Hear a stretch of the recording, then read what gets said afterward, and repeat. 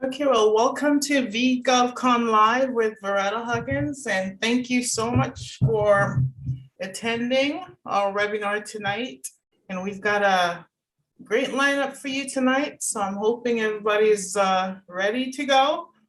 Make sure you've got pen and paper or use your phone to be able to take quick pics of some of the content that we'll be sharing tonight.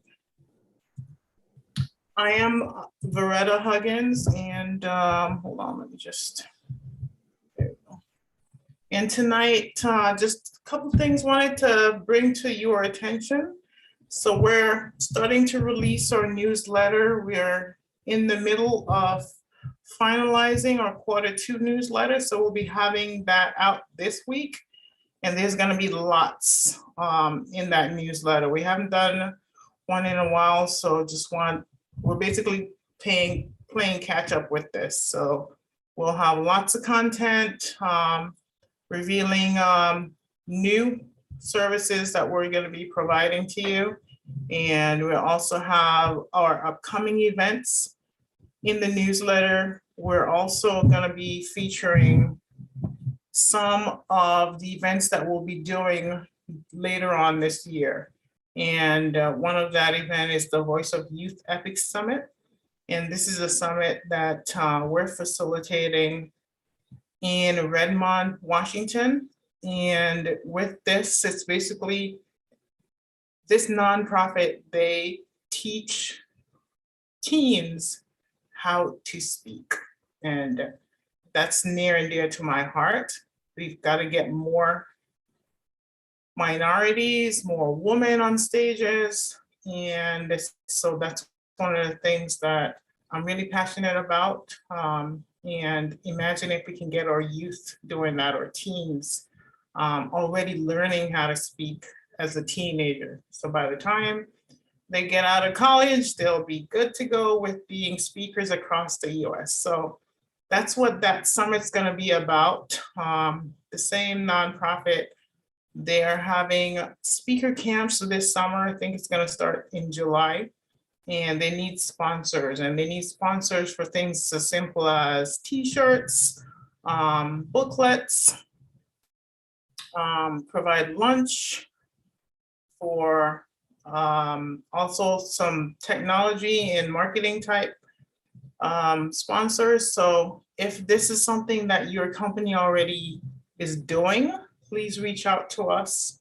And again, we'll include some of that in our newsletter. So if you see those, when you get that newsletter, feel free to click on the link and start signing up to be a sponsor for this event.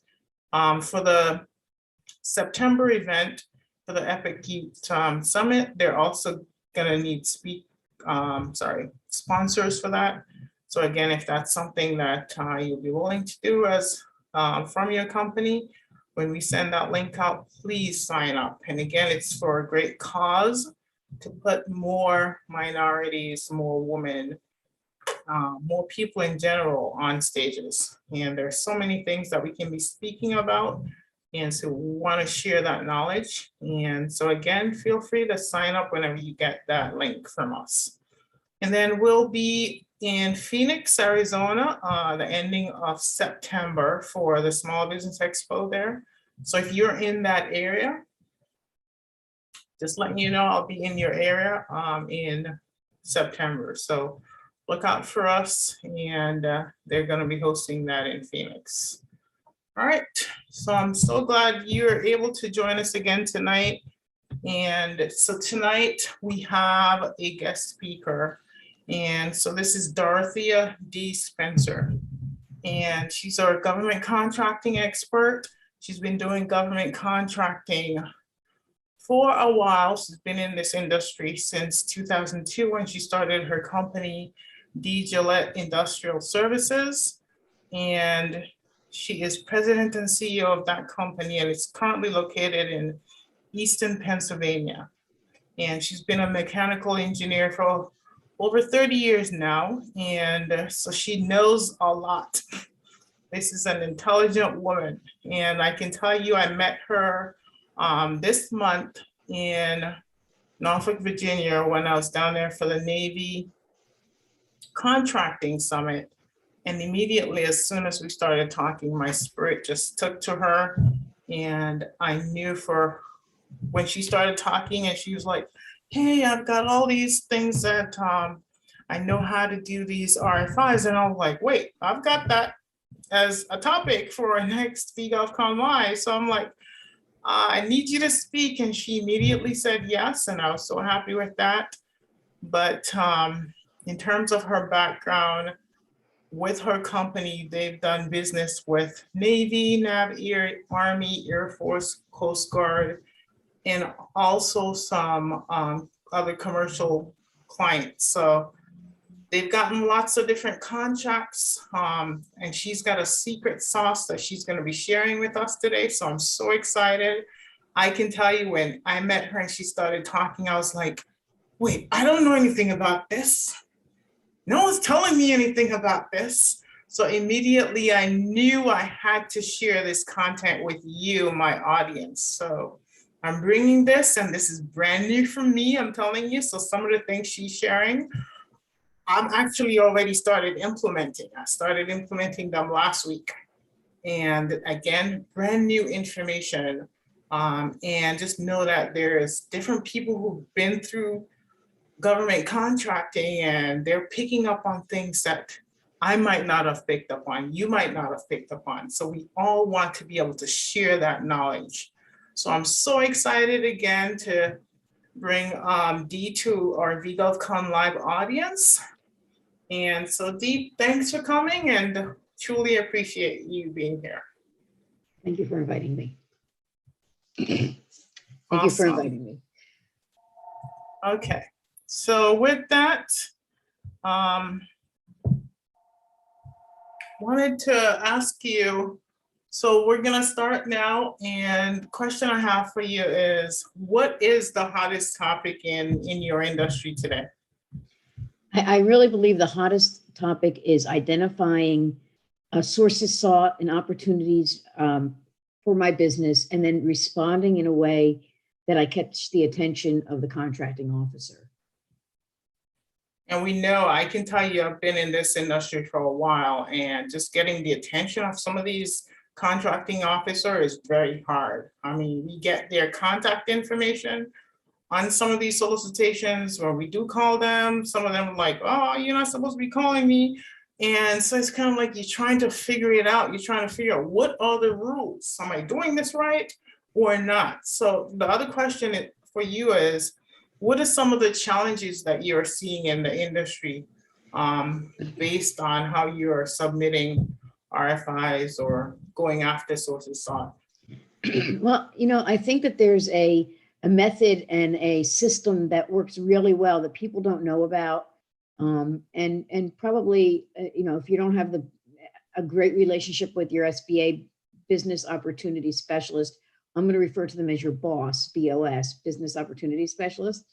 They may not tell you this, and you learn the hard way by missing opportunities. And I've been in this business now, responding for several years. And so I've kind of narrowed it down to what actually works. And for some reason, people don't share what actually works. But I'm going to tell you, competition is a good thing when we're in government contracting. It's not a bad thing. We should be sharing this information with each other because we all want to be successful. And that's why I'm here to talk about it today. Amen to that. I'll tell you. I'm all about sharing. I could tell you, when I got in government contracting, no one was sharing anything. I mean, I was trying to figure stuff out on my own. And even when I did go to some of the SCORE and the different government provided services, I still wasn't getting the knowledge, the information that I needed. And I had to figure it out. And even when I did meet other government contractors who were doing stuff like that, I still found that it was still challenging. So I understand exactly where you're coming from. So I've got here that you got some tips that you wanted to share about before they respond to that RFI. What are some tips that they need to know? All right. The first thing you need to do is read the entire RFI when you go on to wherever site you go on to find your opportunities. I go on sam.gov. And you have to read the RFI because sometimes they already have a player picked out. You don't want to waste your time responding. So if they say they intend to award it to this specific company with a specific cage, you don't respond to that because they already have a player. They just have to post it. But you need to read it and see what they're asking. Then you need to reach out to whatever small business office. Like if you're working with the Navy has a small business office at the base or at the location that you're going to. And your SBA, you need to have a relationship with your SBA. If you don't have a relationship with them, they can't help you. So you need to have that relationship going. I highly recommend that you start that. Always try to copy someone in your organization when you do respond to an RFI.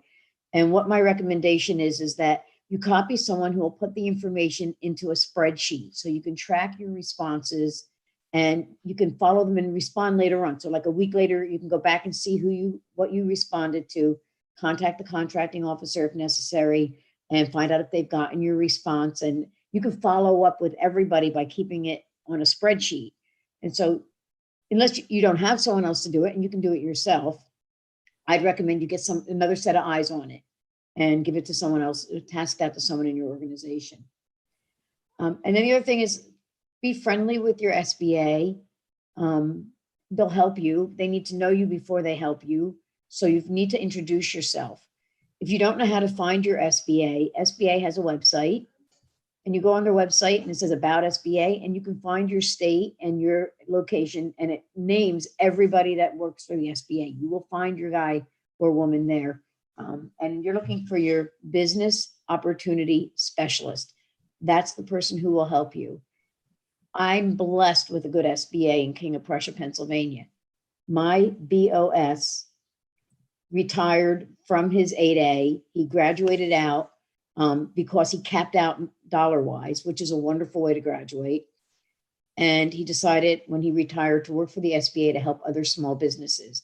So much of this information that I'm sharing with you, I got from my SBA BOS, which is Business Opportunity Specialist.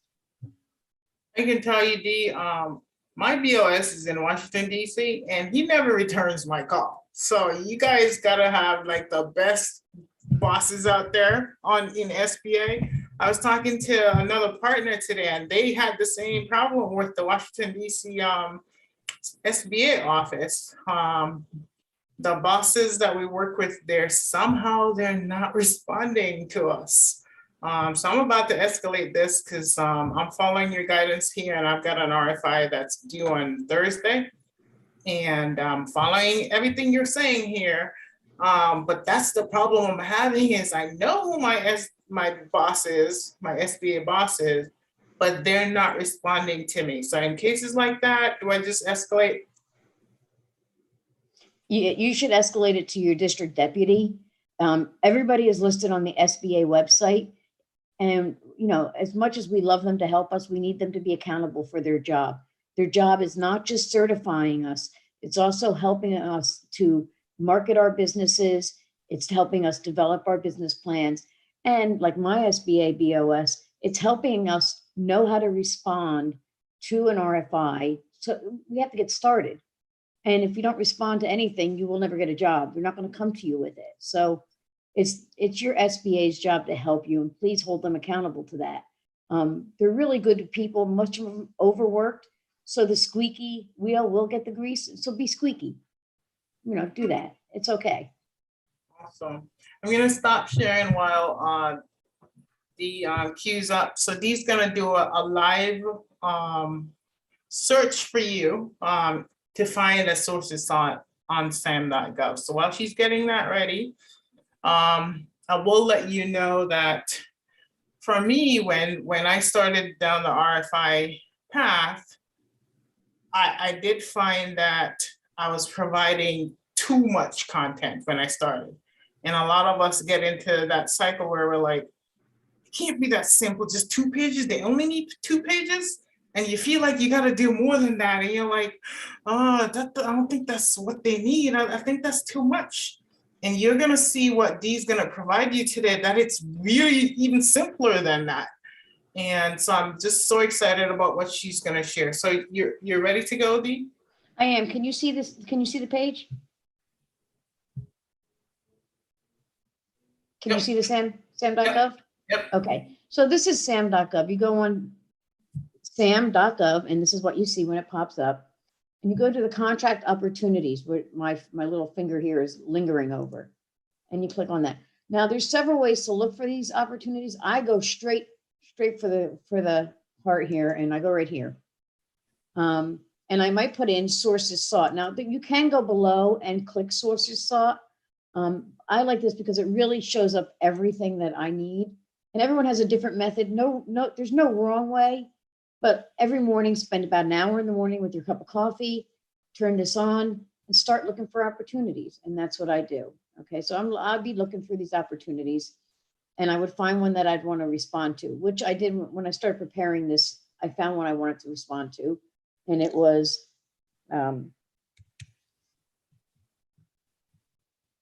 cover launcher. Now, if I were to type in launcher, which it should be, I would have never found the opportunity. I had to go through sources sought to find the launcher, which is a misspelling of the word. But there's what it shows up. So oftentimes your contracting officers, they're rushed, they're overworked, and they'll misspell the word, or they'll give you the wrong NAICS code that it should be. So you can't really only rely on those searches. You need to do a little bit more on your own. But so I responded to this sources sought, and it was for commercial items. So I click on that, and here we go. It tells you everything you need to know about the agency. And if there is a small business office here, you can look that up online. Just go to NAVC, small business office, and you can find them. This is a sources sought, and it's actually due tomorrow. Response date, June 29th, which is already taken care of on my side, but it's still relevant. It's not a set aside yet, but they're looking for someone. So I respond to this. Now they're going to ask you lots of questions here. They're going to go through, they're going to give you all this pertinent information, which you're going to need to know. And they're giving you the NAICS code. And then they're going to give you the market survey. So this is a number of questions, which would go right here. All of these questions. When you respond, you should respond to every question. Even if the answer to the question is, I need more information, or I don't have a technical data package, or it doesn't apply, NA. It should be answered anyway. If you don't answer the questions, they will probably just disregard your response, and you don't want that to happen. So answer the questions. You get down here, it gives the best information and submission instructions. So you need to read this entire thing. And it's going to tell you, Ruben Velasquez needs to be the person you respond to. And if you go down to the bottom, that is the name that's right here. And his phone number is right here. So when you make that spreadsheet, you're going to put his name, his email address, and his phone number. You're going to put where he came from, NAVC or NAVA or wherever this one is from. Let's go back up and it'll tell me again. Naval War Center. Right up here. There we go. So this tells you exactly what you're looking for. So you're going to need to respond. So if we can go to the slide, I can help you with the response. Okay. So stop sharing and I'll share again.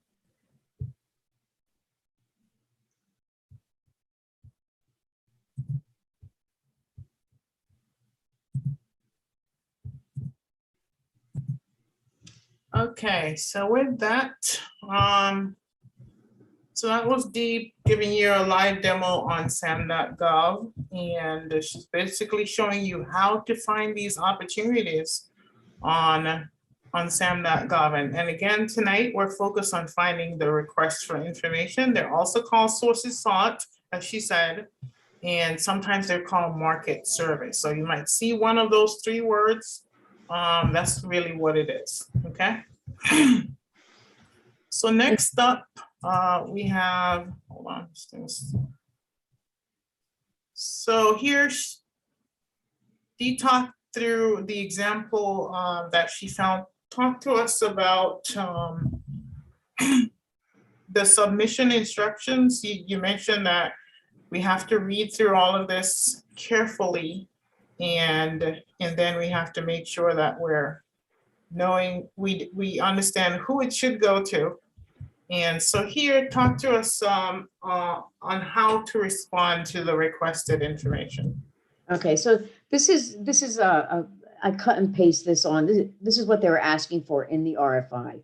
They're asking you for your name, your cage code, your DUNS, include everything. Don't assume that since it's on your email signature that they know it, or that it's somewhere in your email. You're going to make something that they can go to, that they can put somewhere and they can go refer to. If they lost your email, they would still have this somewhere. So your point of contact would be, if you're responding, you might be the point of contact, your telephone, your email, your website, all the pertinent information that they may need to find out about your business and about you. They need a capability statement. Now, I have a capability briefing because I work for the DoD.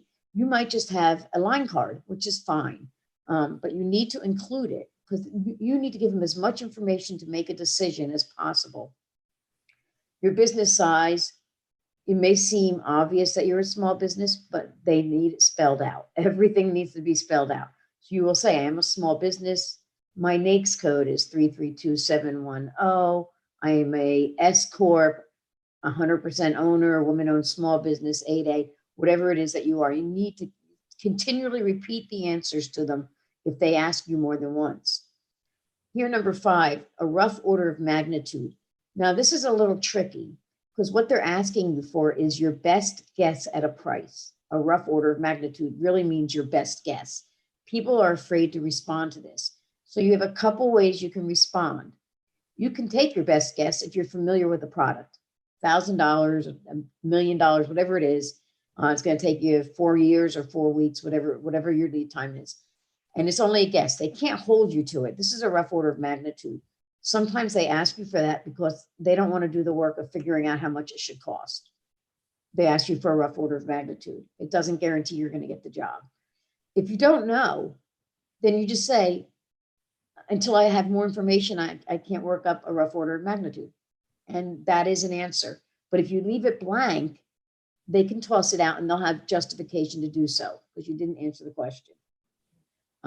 When they ask you for questions, I recommend that this is a great time to get to know your contracting officer. So think of an intelligent question that might be important that you might want to offer up, which gives you a gateway to talk to the contracting officer. So your question might be something like, you're asking for 400 left-handed widgets. Will you be asking for right-handed widgets also? Or are there tests required for the left-handed widgets? Whatever it is that you need to ask, make sure it's intelligent, but feel free to ask questions. Sometimes the contracting officer doesn't know what's there either, and they'll have to go to technical people. It'll make you have a reason to talk to them. So it's a good idea to ask the questions. And then you can answer, like number 8 was this commercially available? Now, maybe it is, and you'll say, yes, I'm a distributor for widgets and I have a relationship with Widgets Company Incorporated and I can supply these to you. Or maybe the answer is Widget Company Incorporated is out of business. I can reverse engineer and supply this to you. Or this requires a technical data package because these widgets are not commercially available. These widgets are specially made. So whatever the answer is to that, you just need to put it in there. Don't assume that they know that Widget Company is out of business. If you know they're out of business, you got to let them know Widget Company's out of business. I have supply in my inventory. Widget Company's out of business and I can make these widgets at my facility. Whatever the answer is that makes sense, you should let them know. You're helping them do their job. All right. For ease of communication, on every single reply, without fail, you need to copy your SBA Business Opportunity Specialist. You'll find that on SBA.gov. Find his name. You're going to put his name, her name, address of the SBA, their phone number. This is all located online. It's easy to find. And the email of your Business Opportunity Specialist every single time. And you're going to include them when we go to the next slide. You're going to include them on the send to. You're going to copy them up here. So So when I respond to an RFI, Ruben was the fella that was at the bottom of the opportunity, if everybody remembers that. So Ruben is obviously the first person I'm sending this to, but I'm also sending it to George Tapia, who is my BOS. And then my internal person is Nick Hummer, who keeps my spreadsheet for me. So I always copy these people. If there's more than one person on the opportunity, you copy both people. One person drops dead tomorrow, the other person has your information. Let's hope not, but be prepared and make sure everybody's in the loop. Nobody wants to be blindsided by your information. In your subject line, without fail, every time you need to put the notice number, which is usually a solicitation number, and the title, cover, launch, or sell. You need to put it in there because they need to know what they're looking at. Don't assume that they know. They need to know, so this needs to be in there. If you don't put it in there, they may not even open your email. They may think this is just another person trying to sell them something, and they may not even open it. So you need to, without fail, put this in here and always copy your SBA. Now, if you have a relationship with the small business office where, say that this is the Navy, if you have a relationship with that person, and I highly recommend you try to, you'll copy that person, or you'll at least ask them if they would like to be copied. Where were we? Back one? You'll at least ask them if they would like to be copied. Okay. Okay, we did this one. Yeah. In the body of the email, you want to make sure that you copy everyone that needs to be copied on it. So your BOS, and if you have permission, your small business office. These are the people that are going to work to get you the work. They have to know you before they can help you. So make sure you copy them. All right. So now we send this out, and we're hoping for the best, but it's not all we do. We also follow up with a phone call. So you're going to call your BOS, your business opportunity specialist from the SBA, and say, George, I just responded to an RFI. Can you take a look at my response? I just sent it to you. I would really appreciate you taking a look at it. Then you're going to go back, and if you are an 8A company or certified in any special certification, you're going to attach what's a 19.803 form. Most people do not do this step. The 19.803 is justification for you to have this set aside for your company. So you're going to fill it out, and you're going to fill everything out again, even if it says not applicable. This is a government form, so not everything is applicable. They're not changing the form just for you. So you fill out what's applicable. If it's not applicable, say it's not. If you need more information, you say, I need more information. You always call as soon as you send this to your SBA person, call them and say, listen, I just sent you my 19.803 for that opportunity that yesterday I called you and said I was responding to. You have a copy of my response. Now you have the 19.803. Can you ask for a requirements letter? That's the first step to a set aside, is the requirements letter. Now, I highly recommend that you ask him or her for the requirements letter when you call them, and double check on your 19.803, making sure that they got it. If you don't ask them, they won't know how hungry you are. You say, I'm hungry for this one. This is right up my alley. I really need this, and I need your help. People like to help. They don't like to be told what to do, but they like to help. So ask them for your help. If you haven't got a receipt from the contracting officer, that's what CO is here, contracting officer. It's not company. I should have probably told you that. The CO is your contracting officer. If you haven't heard from them that they've received your information, you might want to reach out and say, I sent you a response to a solicitation that was a sources sought. I'm just calling to confirm that you received my information. So now you've spoken to them. It takes 5 times speaking to them before they'll remember you. So now they've seen your email, they've seen your response, they've spoken with you, you've asked them a question which they have to respond to. So now you're starting to get to that 5 touches. You've gotten 3 or 4 touches already. People are going to start remembering you. And I'm not saying to be a pest, but you need to be persistent, because it is the persistent person that's going to win the awards. So you need to be persistent. Don't give up. And so that's my best advice to you when you're responding, is be persistent. Okay, just covering, I'm going back to, what are you attaching to that email? So you're filling in that, you're copying from the RFI, the sources sought, you're copying those questions they're asking, you're putting it in your body of your email, you're answering the questions there. If they're asking for an attachment, you're saying see attached. Yes, So and tell don't us, forget what to is it attach that your you're attaching? attachments. A lot of times, you send something, you forget to attach the attachment. So don't forget that.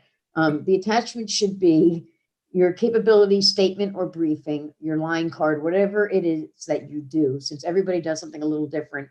I'm in manufacturing, so I attach a briefing, which I use for the federal government. And included in my briefing is this is my capability statement.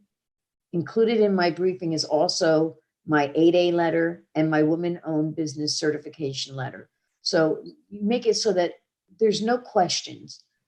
Also, what I always attach, because I'm working for the Department of Defense, I need a special form to get the technical information. It means you have to be vetted by the government, make sure you're not hostile to the government. I'm not hostile, so I have a DD 2345. I attach that. It takes about 2 weeks to get one. If you don't have one and you need one, fill it out, send it in, and you'll have it in about 2 weeks. You get a DD 2345 and you send that along. Now there's no excuse for not getting all the information about the opportunity. They have everything they need. You've answered the questions. You've copied the people you need to copy. You've attached the DD 2345 if necessary, if you need technical data, and you've sent them your capabilities. They've got everything they need from you. And now you've touched them a couple times with phone calls, emails, follow-ups, and they're on your list. So if you haven't heard in a while, it's been 2 or 3 weeks, you don't see it popping back up on SAM, you go to your list and you reach out to them. Another email, another phone call. Once you've reached out to them several times, either you'll really annoy them, or most likely what happens most of the time for me is they'll get back to you. And they'll say, oh, Dee, I didn't mean to ignore you. It's not going out for 2 weeks and it's going to be competitive. At least I know, and I'm not wasting time on it. Dee, sorry I didn't get back to you. We are going to talk about putting this in your basket. We'd like to talk to you at the base. Can you be here on Tuesday? The technical team wants to talk to you. And then you go out on Tuesday. Or we want to have a Zoom call or a meetings call. They do the team call. We want to have a call and we want to talk to you about your capabilities, whatever, but you have to be persistent, or the persistent person's who they're going to remember. Remember when you're on the phone with anyone to be smiling. I know it sounds ridiculous, but they know when you're smiling and they know when you're not. So just smile while you're on the phone, because they're going to pick up on the fact that you're friendly to them. You're not angry with anyone. You're happy, you're friendly, and you're looking for an opportunity. So what you see on the page here is an example of what my notes might look like after I respond to an RFI. So I might put down the name, the title of the RFI, the opportunity number, which is that in the subject line of your response always, the date I responded, the name, like in my correspondence, I might say, oh, that's not in my NAICS code. So Nick will type in, oh, I went in SAM and I changed the NAICS code, so now it's included.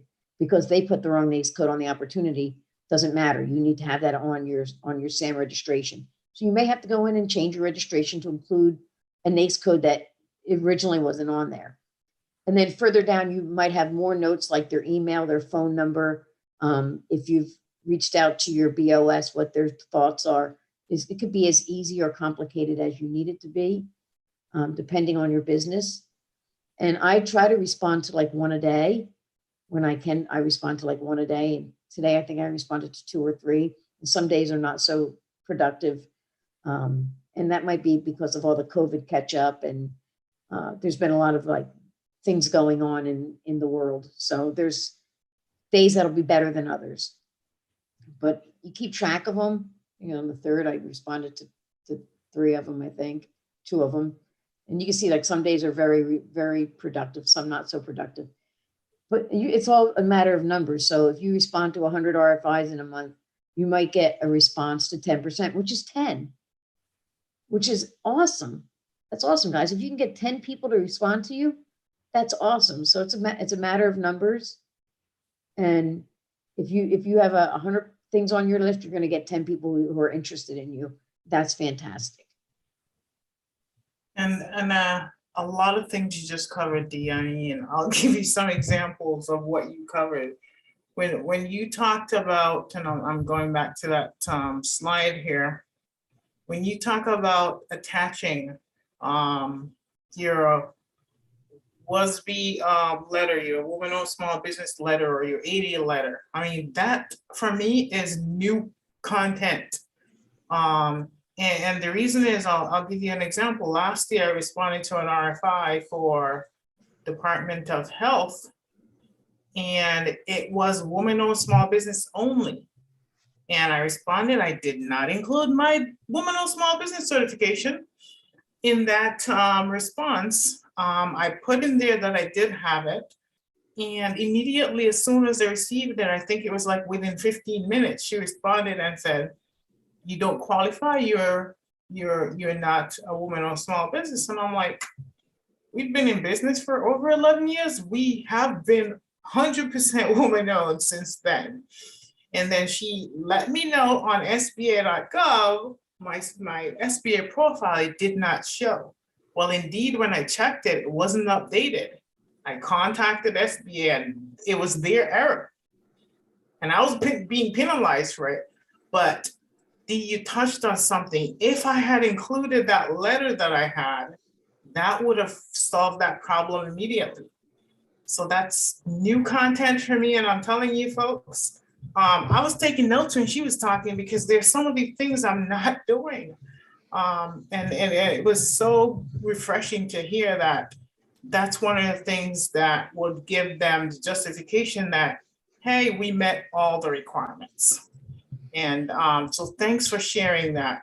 This screen that you guys are seeing here, this is how you're tracking your metrics. And I'll tell you, even my team, we have goals, we have different things. We have a tool that we use to do some of these tracking. But notice what Dee's doing here. Every time she had that conversation, she sent out that response. She's documenting what it is that she did, if she received that response or not, right? And so she's tracking all the correspondence. And that's a good way when you go back, because a lot of times when we submit these RFI responses, we never hear back from them. And that's just how RFIs work. You know, it's interesting when you track your responses now, like if you look right here, you see William Hemhauser. He's given me quite a few contracts. So now when I go into sam.gov in the morning, he's not going to call me necessarily and say, oh, by the way, Dee, I'm working on some more things for you. I have to go look him up. So I'll put his name in the search bar, Hemhauser. Then it'll pop up if he's had some new items come out on sam.gov, and I can call him because now I've got a relationship with William. I've already done contracts with William. So I'll call and say, William, is there any chance that this is going to go into my 8A basket? And he'll be very frank and say, no, this needs to be competitive, or, you know, that is something we might want to look at. We need to get this done quickly, and that's the shortcut. So there's reasons for keeping the names and keeping them. You'll see names that'll keep coming up. Greg has given me a couple, and Hemhauser has given me a couple. The names that keep coming up, you need to search for also, not just the content. And then don't assume, like I use my 8A, my woman-owned, I use it up all the time. But don't assume because you've responded that you're going to get it, because there's something called the rule of 2. Now, the rule of 2 means that if I respond to an opportunity as a woman-owned business, 8A manufacturer, 2 of us have to respond. 2 similar like entities need to respond. If I'm the only one that responds, there's a very good chance they're just going to put it out on small business opportunity. They're not going to put it aside. At this point, it's really good to know somebody else in your field. competition is good. It keeps you in the game. No competition throws you out of the game. So if you have competition, you might say, hey, we go to all of these events, we go to these Navy events, we go to the summits and the conferences and the industry days, which you should be going to. If you don't, you should be. You get to meet your competition and you can work with your competition. They don't have to be just competition. You can collaborate with them. So it's like, I'm going to go after this opportunity. I don't know if you've seen it, but I might need your help with part of it. Are you going to go after it? Now you've just told them that there's an opportunity. They may go after it and not use you, but they might go after it and use you. And that relationship needs to be formed. So when you go after the opportunities, if like I know there's very few manufacturers in my world, but I know who they are. And I might say, I call them up. I might need help on this opportunity. This is a really big opportunity. Do you want a team? And we would both respond to it that we'd like a shot at the opportunity, and we would team on the opportunity. But if you don't have the rule of two, the only options for your contracting officer is to throw it out and make it a open competition, or to sole source it to you. And if they don't know you, you're a risk, and the government doesn't take risks. So if they don't know you and know that you can do the job, you're not going to get it. So my advice would be, if you're in a world where there's two or more, you're actually in a better world than when you don't have no competition. So be happy if you have competition. Awesome. So what you touched on, that rule of two, folks, I want you to understand what it means. When the government's working on their acquisition strategy and they put out an RFI, in essence, they're trying to find out which company out there, which vendor out there, which government contractor out there can provide these services. Now, if you see that RFI and Tom over here on the other hand does similar work and Tom can bid with you, you want to tell Tom, especially if they haven't figured out what that acquisition strategy is. Sometimes if they decide they're going to do women-owned, 8A, all small business, they could do a hub zone, depends on whatever that certification is. A veteran-owned, if you have two companies who have that same certification and you apply, you respond to that RFI, by law, they have to now make that acquisition strategy be woman-owned if both two women apply for it. 8A if there are two 8A companies apply for it. Veteran-owned, and just go on depending on whatever that your certification is. Small business if two small businesses apply. So it's power in that power of two. So use it. And Dee talked about using your competitors as partners in this. Just let them know about it, and that will pique their interest, and they might want to go apply. And there you have the power of two, means one of you might get that award. Right. And if you're afraid, right? I'm sorry, Varetta. If you're afraid that your competitor is going to run off with your opportunity, you can ask them to sign a non-disclosure agreement. So, okay, we're going after this opportunity. We want you to go after the opportunity. It's not illegal until you give pricing. Now, if you're both to send pricing in and collaborate on the pricing, I would say that is not a good thing. But to respond to a source of sought, you can definitely talk to people and say, are you responding? I'm going to respond. There's no pricing involved here. So I would definitely make friends with people that you can work with, and understand that if you're in manufacturing, you need to do 51% of the opportunity. But if you have like entities, those two like entities can add up to the 51%. So if you're going to respond to something and you can't do 51%, you need to reach out to a like entity, whether you're an 8A or woman-owned, a veteran-owned. Reach out to a like entity to team with. There's a lot of power in teaming with people, and I recommend teaming with the right people will give you more awards. It'll give you more awards. And just before I turn it over to Dee, and Haley's going to be pulling those questions and then start asking them to Dee, I will let you know my RFI story from last year. Last year, we were focused on mainly going after RFI opportunities. And I will tell you, We got an award last year, an actual contract in our hand where we had to staff people up because of an RFI response. So folks, I know you might say, you know what, it's too much work. Why am I going after this? It's not really, there's no dollar value. You hear Dee talk about no pricing is submitted at that time because the government doesn't know what they want at that point. And you submitting that capability statement might be what they want. As soon as you submit it, then we're like, oh, there's a company that can do this work. And that can turn into what's called a direct award or sole source award, which is what we ended up getting. So I'm telling you my story, and I'm sure Dee have lots of stories like that. But I'll turn over the questions now for Haley to start asking some of your questions to Dee, and Dee will be responding. But thanks everyone for listening so far. Well, thank you, Varetta and Dee. That was all invaluable information. We have some questions I'll go over. Abby A asked, how do you know what your SBA BOS is?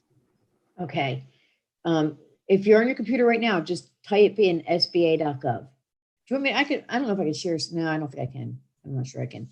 But if you go to sba.gov and in the upper right-hand side, you'll see something that says About SBA. You click on that and a big screen comes down. All the way on the left side, on the bottom, it'll say locations or district offices or something to that effect. You click on that and it'll tell you every state, every office. So if you go to the first state's Alabama, because I was on earlier looking at this site, Alabama, you click on it and it's going to tell you your district deputy, your lender, your loan officer, your lawyer, your BOS. I think there's 3 BOSs in the Alabama that you can tap into. And I would recommend maybe you want to copy all of them and see who responds to you before you figure it out. And every single state has them listed. Some states have multiple, like Eastern Pennsylvania and Western Pennsylvania. It's as simple as knowing where your geographical location is. I'm on the eastern side of Pennsylvania, so I go to the Eastern Pennsylvania. And when you click on Eastern Pennsylvania, you'll find the BOS is George Tapia, best BOS in the country. I can't say enough good things about George. So that's how you find it. And if you have any questions, it's easy to walk through, and we can walk through it later. Awesome. Right. Abby also asked, do you have to have an SBA certification to be able to respond to RFIs? No, you don't. If you're a small business, the Small Business Administration kind of, the name is there, small business, respond. Most things are not put aside for a certified company. They have 5% for this group and 5% for this group, but the majority is open competition for small businesses. If you feel that you can compete as a small business, I highly recommend that you respond. Thank you. And Varetta, I think you just touched on this a little, but Teresa asked, why look for RFIs if they're not looking to purchase at this time? Do you want to respond? Oh, sure. All right. It's all about relationships. So you have to start somewhere. I've gotten 45 government contracts so far since 2017, and probably a third of them came from RFIs. So there is dollars associated with RFIs. They're not ready to order it yet, but they've got to find a strategy. What is the best way to order whatever the service or product is that they're ordering? That's why they put the RFI out there. If you don't tell them that you're out there, you're not going to be in the running. You need to put your name out there. So especially if you're a woman-owned or a small business enterprise or a service disabled veteran or a hub zone or an 8A, no matter what your certification is, you've got to let them know you're there. Hopefully 2 of you know. And then it gets set aside for a certain certification, but it's not a waste of time. I've received a good amount of awards based on RFI responses. All right. Joy Nichols asked, when they ask for experience, and you've never received a contract before, how should you respond? All right. This is really important. If you've been in business and you've never worked in the government arena, but you have experience in the commercial world, it is still past performance. You should still list it. If you have no past performance, if you're a startup company and you've never done a contract before, my recommendation is team with someone. Don't be a prime, be a sub and team with them to get the experience. That might mean you're working not at the highest profit margin, but you're going to get past performance. But if you started your business and you worked in the field for 20 years, you're an HR specialist for 20 years working for, I don't know, Amazon. Now you're starting your own business. You can use that experience as past performance. All of the responsibilities that you did as your as you're an HR specialist with Amazon, you now are going to put on your past performance. It's much like a resume. So all the things that you did, so you can put down that as past performance. And I would do that if I had nothing, if I've never had a contract before, use your past performance as your experience. All right, thank you, Dee. Another attendee said, I'm afraid of going after our RFIs because I'm the only one working at my company and I'm already stretched thin by working on 2 contracts at once. How should I maneuver this challenge? It doesn't, this is a very easy, RFIs are very easy. Once you start responding the way I respond every day, it'll take you 10 minutes. I mean, this is a pretty set response. It's not long, it's not complicated. You're always attaching the same information. I think you should spend the 10 minutes to do it. And if you only respond to 1 a week, then it's 1 more than you would have responded to. If you're the only person there to do it, then that's what you do. I'm not sure if there's somebody that you can get at business development, people will also help you with that. Consultants can help you with that. And maybe even Varetta could help you with that. But this is not a difficult task. I want to respond to that also. So for that anonymous question, I will let you know that if you're following our guidance about getting your capability statement completed, you already have 2 pages if you do that, because our guidance is to create that capability statement with the information, what we call 60s on the front, and then some experiences on the back. If you do that already, most of these RFI responses are looking for a capability statement. And then the only thing you're doing after that is what Dee talked about, where you're copying their questions into an email and you're responding to those questions. That's how simple it is. So once you have that capability statement ready to go, as Dee said, it might only take you 10 minutes. When you're starting out though, it might take you a little more than that. It might take you an hour or 2 just to get an understanding of how to do it. But once you start doing a lot of these, you realize it's gonna take you about 10 minutes after that. So start doing them. They are valuable. They turn into dollars in terms of contracts. So I need you to start thinking of that as a valuable way of spending your time. Keep going, Haley. Yeah, and I guess this kind of like carries on to what you were saying, or I guess digs a little deeper. Could both of you like share your experiences about when you started responding to RFIs? I know you just said it takes a little longer at first, but if you want to share your personal experience. Go ahead, Dee. Sure. When I first started responding to RFIs, I wasn't getting a lot of response back. And that's when I started making phone calls because their phone numbers are usually right there on the RFI. So they're there for a reason. I started calling. But then I had reached out to my SBA and I talked to George, why am I not getting a response? And he said, well, are you doing this? And everything I laid out for you is laid out by my SBA. So I know that this is working well for everybody that's doing it. And he actually tried to teach me. He has classes and business development classes in the SBA. And if you reach out to your SBA, hopefully you'll have a good one and you'll be able to take those classes. But I got some rejection in the beginning. It's not unusual. You have to be persistent. Make sure that you attach everything. You don't forget what anything, I don't know if these screens are going to be shared later on, but don't forget any step. And be persistent. And we've gotten small jobs. I know I say small job, maybe $100,000 job for a manufacturer, which is a small job. But that later led to the contracting officer calling and saying, we have a big job. Can you do it? Because we don't want to advertise it. We want to sole source it to an 8A. This has to be done quickly. So the fact that I got a little job from them led to a multi-million-dollar job from them. And it's a matter of touching those people that hand out the work. So you've got to reach out to the contracting officers. And if you don't respond, they won't know who you are when it is time to make that phone call saying, I'm looking for a woman business that can manufacture, ammunition or barrels to a howitzer. Can you do this?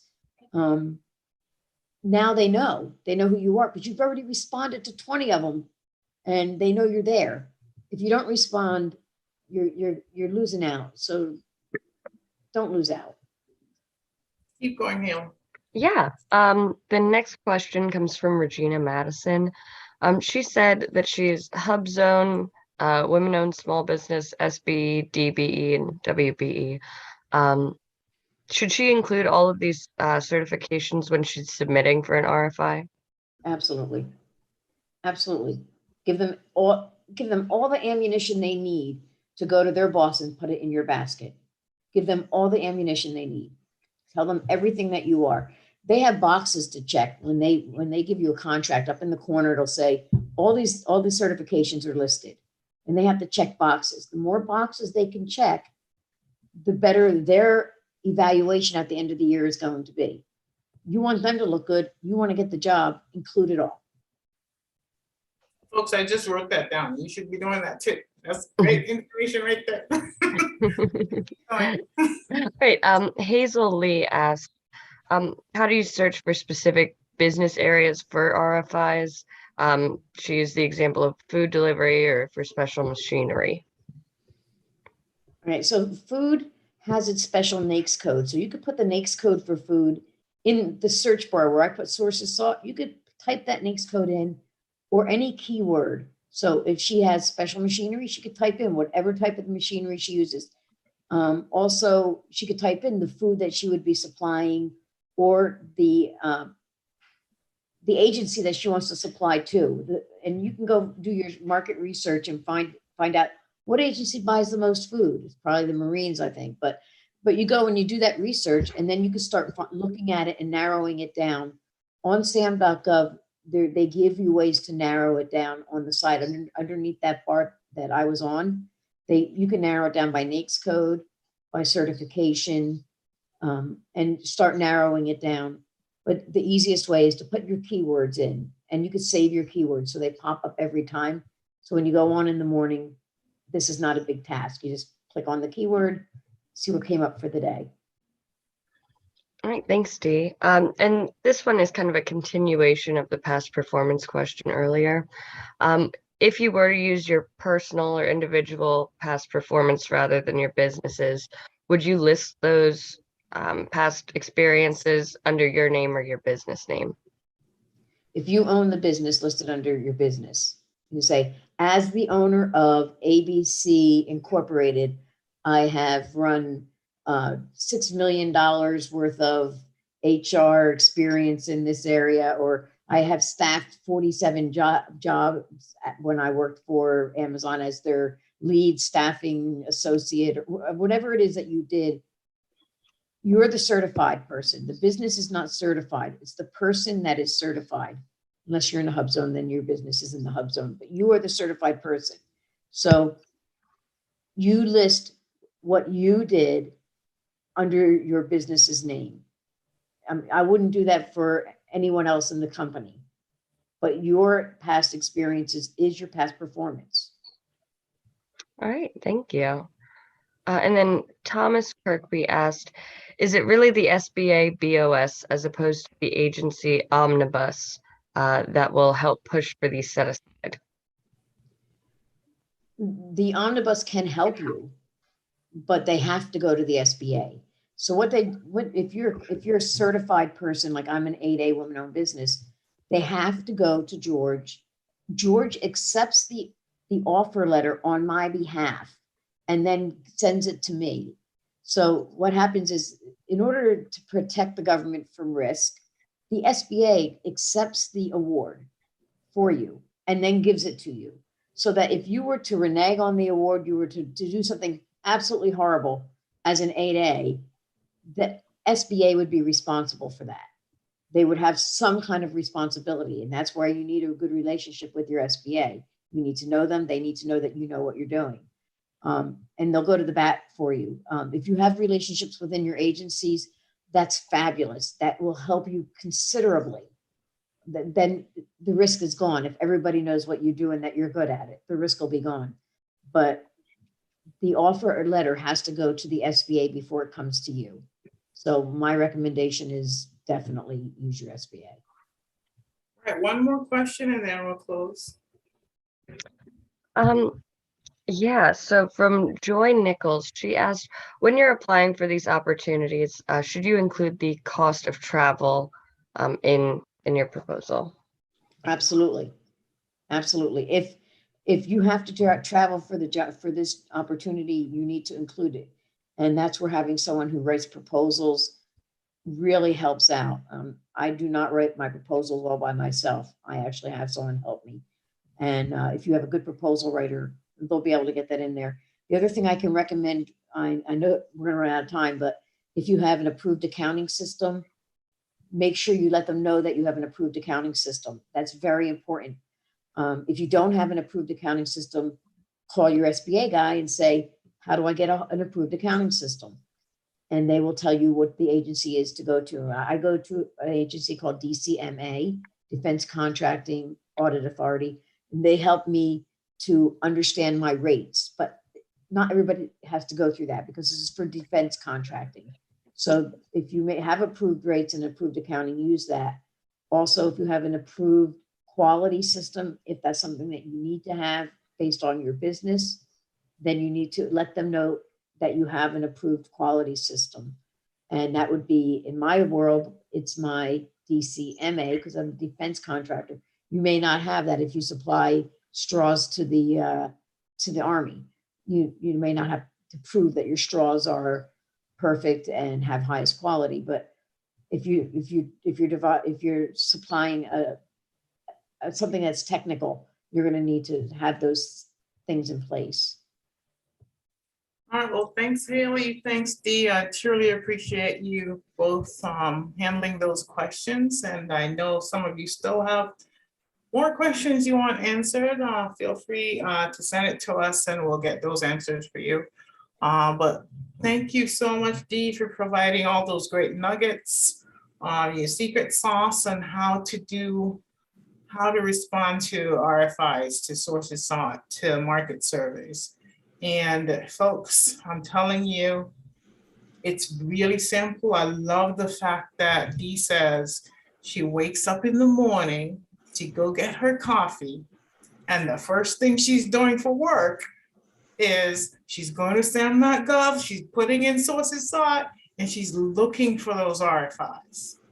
If you are not being that active in your company, how are you expecting to get those government contracts? The more RFI responses, the more RFP responses you have out there, the better are your chances of getting a contract. So we saw Dee's spreadsheet. She's doing that every day and she's being able to respond. Just imagine 30 days, in a month, if she put in at least 20 of those, she's getting great responses. So how many RFIs responses are you doing per month? Because the metrics will show for itself, okay? So if you want to be active in government contracting, you have to put in the work. The reason I started with RFIs, because they're that simple. Get that capability statement ready to go, because once you have that ready to go, now you can go on and start responding to these RFIs. It's that simple. You've got Dee's email address and her website here. You'll be able to get access to these slides. And also once my team completes The processing of the video, we'll also put that on our V-GovCon live site. So thank you, everyone. Hold on. This went already here. Thanks everyone for calling in and being able to ask your questions. This is not going to my other slide. We meet every fourth Tuesday of the month. And next month, we're talking about, and this is not going to my slide, sorry about that. Next month, we're talking about responding, creating your technical proposal. So that's your technical piece of when you're responding to an RFP. So creating those technical proposals, what we're going to be covering next month. Please tune in to us. And when you do get those emails, please make sure you register for that. Thank you again, Dee. We truly appreciate you being here. And thanks everyone for calling in and also for asking those great questions. Thank you. Thank you. Bye. Bye, guys.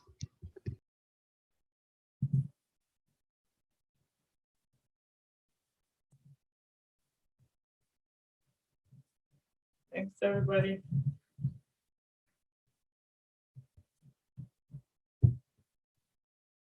Thanks, Regina. Thanks, Thomas. Thanks, Kim. Thanks, everybody. Thanks, Melissa.